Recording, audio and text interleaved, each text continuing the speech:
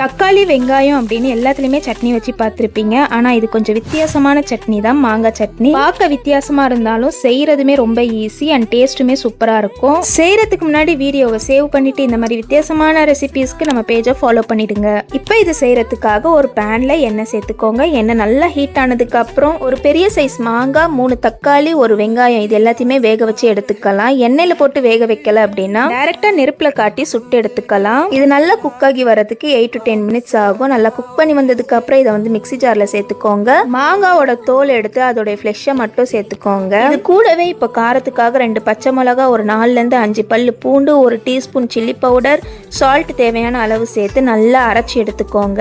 அவ்வளவுதான், ரொம்பவே simple and டேஸ்டியா ஒரு சட்னி ரெடி ஆயிடுச்சு. இதை செஞ்சு வச்சுக்கிட்டீங்கன்னா வீட்டில் செய்யற ஃபுல்கா, பரோட்டா, ரொட்டி, சப்பாத்தி, தோசைன்னு இப்படி எல்லாத்துக்கூடயுமே வந்து சூப்பரா இருக்கும். கண்டிப்பா இதை ட்ரை பண்ணிட்டு உங்களுடைய பேச்சுலர் ஃப்ரெண்ட்ஸுக்கு ஷேர் பண்ணிடுங்க.